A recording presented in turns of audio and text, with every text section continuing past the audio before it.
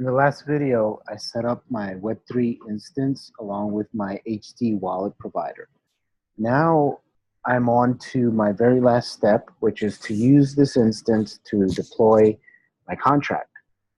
Now, the first thing I want to talk about regarding deployment of my contract is that my code will look remarkably similar to what I did inside my before each helper of my test file. So it's going to look very similar to what you see here. So I'm going to get a list of accounts out of my Web3 instance just as before, which is what I did here. Then I'm going to create a new instance of my contract by creating a constructor, which is this here, and calling deploy, which I did here, and then send, which I did here. So it'll be almost identical. Now, because I need to make two asynchronous calls, first I need to do one to attempt to get a list of my accounts to access, and a second one to create and deploy that contract. There's going to be like two pieces of code. So rather than interfacing with those as if they were a promise, I would still like to use the async await syntax. However, I cannot use the await syntax outside of a function, which is what what I'm doing here. These were all part of a test suite. These are all part of functions, so I wouldn't be able to do it outside of it. So I head over here, and let's see. So down here, I'll go ahead and create the function, and I'll call it deploy async.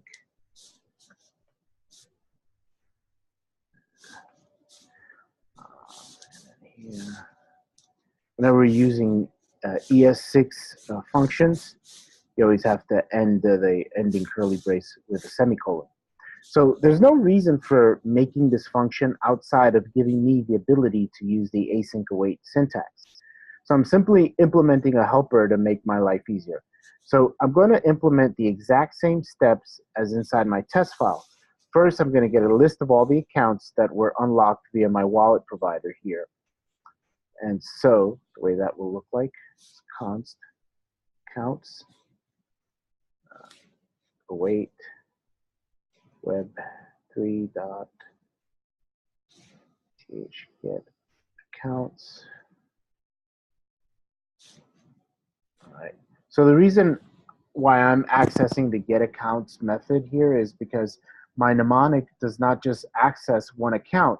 It can help me access many accounts. So I'm just going to take the first account out of the list of accounts and use that as the basis for deploying my contract. To ensure that's clear, I'm going to add a console log so that I can specify the address of the account that's deploying the contract. Right, so go ahead and do a console log. It'll say attempting to deploy from account, and do accounts.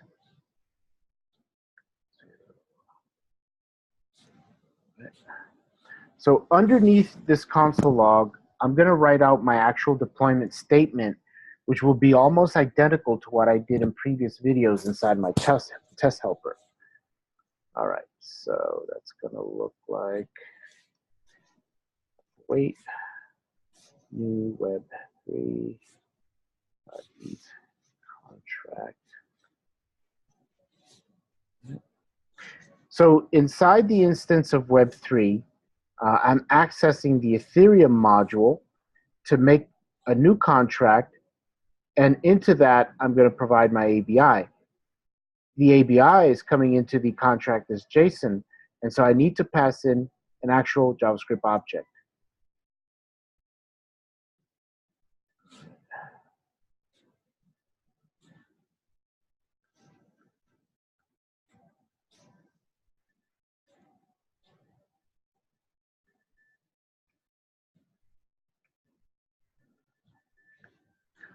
And so interface here is the ABI. Then after that, I'm saying deploy which contains the contracts. It's an object. I'm passing in an object into deploy, which is going to contain the contract's bytecode, and so bytecode, and it's also going to contain the arguments that I want to pass to that contract, which is going to be an array with the initial message to publish inside my inbox contract.